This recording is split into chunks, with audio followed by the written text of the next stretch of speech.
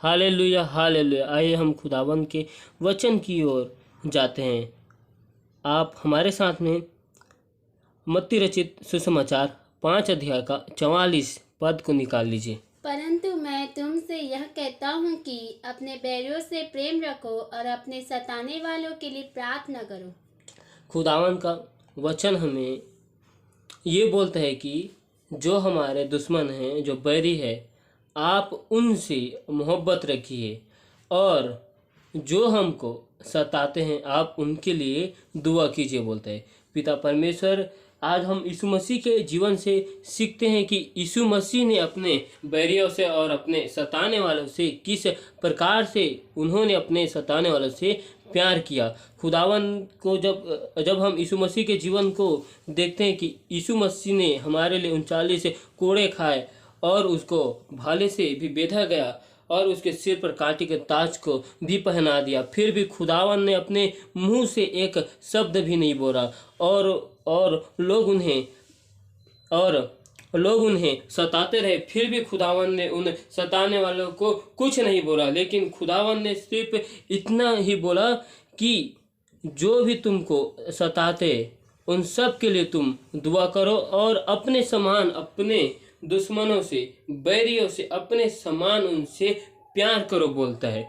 आइए हम इसके साथ एक और वचन को देखते हैं, लूका का अध्याय 6 अध्याय का 27-28 को।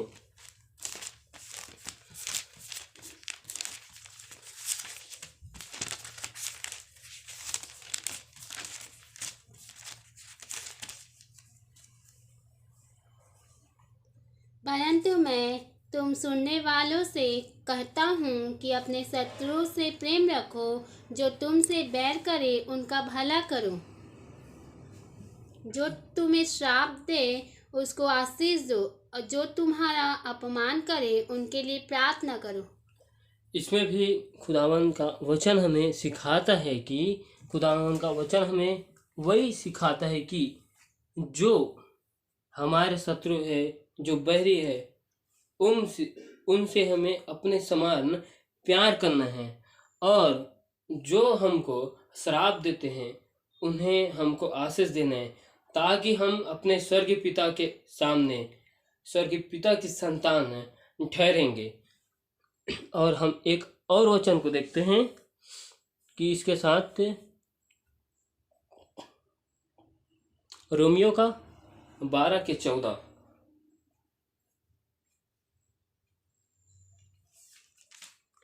अपने सताने वालों को आशीष दो, श्राप ना दो। खुदावन का वचन ये बोलता है कि अपने जितने भी सताने वाले लोग हैं उन सबको आशीष दो। कभी भी उनको अपने मुंह से निगेटिव विचार के द्वारा कभी भी हमें गलत नहीं बोलना चाहिए। बुराई के बदले किसी से बुराई मत करो, परंतु उनके साथ भलाई करो। भलाई ही एक ऐसा चीज है कि बुरे लोगों से हम भलाई करके उन्हें जीत सकते हैं। भलाई ही हमें उन लोगों से जीत दिलाती है। हालेलुया। आइए हम इसके साथ एक और वचन को देखते हैं कि प्रेरितों की पुस्तक 7 अध्याय का 59। वे तिफुनुस पर पथराव करते रहे और वह यह कहकर प्रार्थना करता रहा, हे प्रभु यीशु, मेरी आत्मा को ग्रहण कर। और इसके साथ हम एक और वचन को निकालते हैं, लूका का 23 का 34।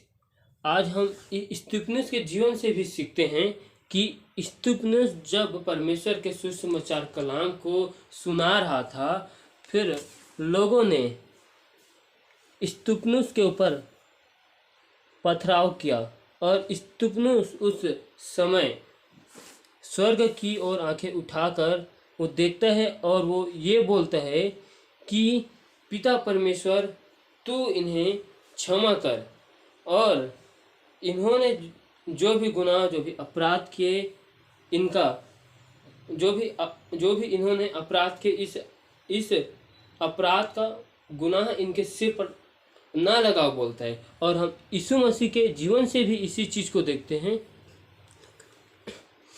तब यीशु ने कहा, हे पिता, इन्हें क्षमा कर, क्योंकि ये जानते नहीं कि क्या कर रहे हैं। उन्होंने चिट्ठियाँ डालकर उसके कपड़े बांट दिए। हाँ, अब हम यीशु मसीह के जीवन से भी देखते हैं कि यीशु मसीह ने भी कलवरी पे जब यीशु मसीह कलवरी पर जब वो लटकाया गया था तो उस टाइम भी यीशु मसीह ने स्वर्ग की ओर देखा और वो बोलते हैं कि हे पिता परमेश्वर, इन्हें क्षमा कर, क्योंकि ये नहीं जानते ये क्या कर रहे हैं। आज हमें यीशु मसीह के समान उनके जैसा और उनके स्वभाव में चलने वाला बनना है। आज खुदा ने हमें इस वचन के द्वारा हमें सिखलाना चाहा कि जिस प्रकार यीशु मसीह ने अपने अपराधियों और अपने बैरियों को यीशु मसीह ने क्षमा किया, वैसे ही स्तिफनुस ने भी अपने जीवन में लोगों को क्षमा किया। वैसे ही आज हम अपने जीवन में जितने भी हमारे बैरी हैं और जो भी लोग हमको सताते हैं, आज हमें भी यीशु मसीह के समान उनके अपराधों को क्षमा करना है, क्योंकि परमेश्वर का वचन बोलते हैं कि प्रेम सारे अपराधों को ढांप देता है। इसलिए हमें यीशु मसीह के जैसा बनना है और हम स्तिफनुस के जीवन से भी सीखने की कोशिश कर सकते हैं। और हम इसके साथ एक और वचन को देखते हैं, पहला पत्रस 2:23।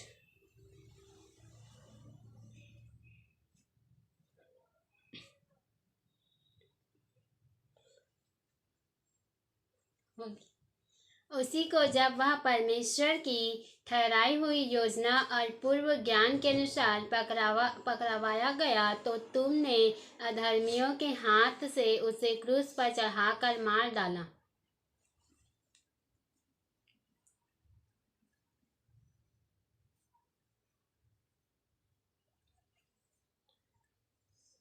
और यीशु मसीह भी हमारे सारे गुनाहों के लिए वो सूली पर चढ़ाया गया और वो भी मारा गया। यीशु मसीह वो केवल हमारे लिए ही था और यीशु मसीह ने अपने आप को हमारे लिए कुर्बान किया। यीशु मसीह परमेश्वर की योजना को पूरा करने के लिए आया था और परमेश्वर की योजना को पूरा करने के लिए उन्होंने परमेश्वर के आज्ञा का पालन करते हुए अधर्मियों के हाथ से उसे क्रूस पर चढ़वाया गया और उसको मार डाला गया, क्योंकि वो हमारे लिए था। और इसके साथ साथ हम और देखते हैं प्रेरित काम 2 के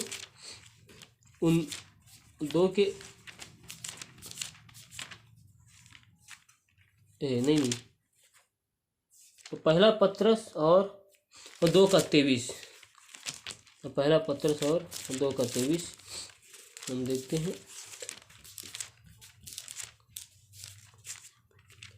वह गाली सुनकर गाली नहीं देता था और दुख उठाकर किसी को भी धमकी नहीं देता था, पर अपने आप को सच्चे न्यायी के हाथ में सौंपता था। पिता परमेश्वर यीशु मसीह ने हमारे लिए इतने दुख को उठाए, लेकिन उन्होंने किसी को भी एक शब्द नहीं बोला और उन्होंने कभी किसी को धमकी नहीं दिया।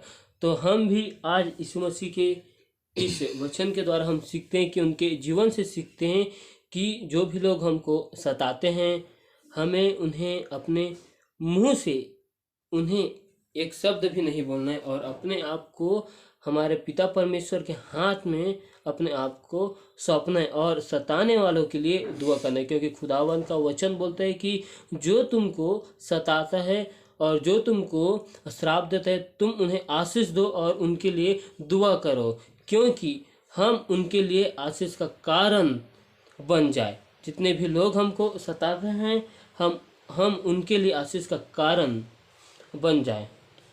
और खुदावन का वचन ये बोलता है, और अगर कोई आपका दुश्मन या बैरी भूखा हो तो फिर तू उससे जाकर खाना खिला। हमें ऐसा कभी नहीं करना चाहिए कि हमारा अगर बैरी भूखा हो और हम उसे जब देखते हैं तो फिर हम उसे खाना नहीं खिलाते या उसको पानी भी नहीं पिलाते।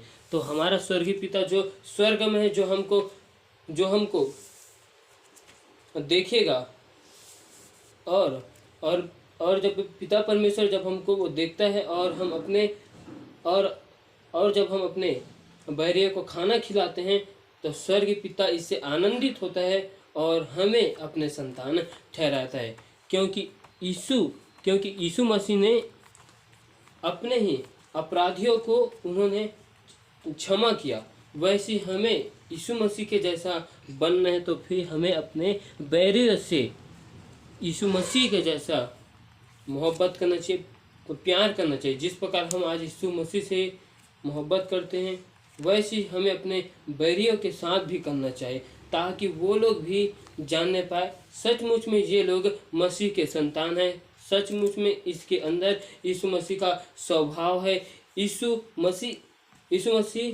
सचमुच में इनके अंदर है, ताकि वो लोग भी जानने पाए। और पिता परमेश्वर का धन्यवाद, हालेलुया हालेलुया। और खुदावंद ने हमारे सारे अपराधों को अपने ऊपर ले लिया। और हमें एक चीज़ और सीखना है कि हमें आपस में एक दूसरे से मिलजुल कर रहना है, हमें एक दूसरे के साथ मिलजुल कर और परमेश्वर के प्रेम से और एक दूसरे के प्रेम के द्वारा जो भी लोग हमें सताते उसको सहते रहना है और हमें सबके साथ रहना है। Hallelujah hallelujah. आज खुदावन ने हमें इस सुंदर से वचन को दिया, इसके लिए हम उस खुदा का धन्यवाद करते। आइए हम अपने सरों को झुकाते हैं और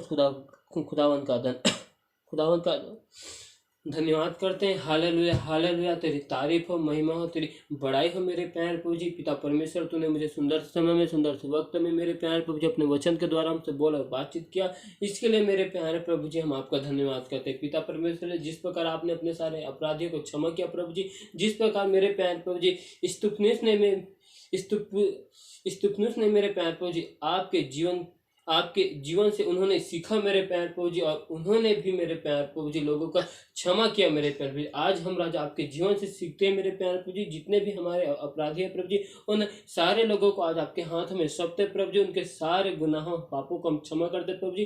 पिता परमेश्वर और राजा हमसे भी अब तक जाने अनजाने भूल चुके में जो गलती जो पाप अपराध हुए मेरे प्यारे प्रभु जी, उन्हें भी आप राजा क्षमा करना मेरे प्यारे प्रभु जी। पिता परमेश्वर आपने सुंदर समय में प्रभु जी, आज के दिन में प्रभु जी इस वचन के द्वारा आपने राजा बोल और बातचीत किया, इसके लिए मेरे प्यारे प्रभु जी हम आपका धन्यवाद करते हैं और तेरी तारीफ करते हैं मेरे प्यारे प्रभु जी। ये वचन के सुनने वाले के जीवन में मेरे प्यारे प्रभु जी आज राजा अपरंपार की आशीष आने पाए प्रभु जी, लोगों का जीवन इस वचन को सुनकर बदल जाए मेरे प्यारे प्रभु जी। पिता परमेश्वर दया और अनुग्रह करना मेरे प्यारे प्रभु जी, और तेरी तारीफ तेरी महिमा करते हैं मेरे प्यारे प्रभु जी। पिता परमेश्वर जो भी लोग हमको सताते हैं मेरे प्यारे प्रभु जी, जिस प्रकार यीशु मसीह आपको लोगों ने सताए मेरे प्यारे प्रभु जी, वैसे ही मेरे प्यारे प्रभु जी हमें भी लोग सताएंगे, क्योंकि इस संसार ने यीशु मसीह को अपनाया नहीं, तो वैसे ही इस संसार भी हमें भी नहीं अपनाएगा, क्योंकि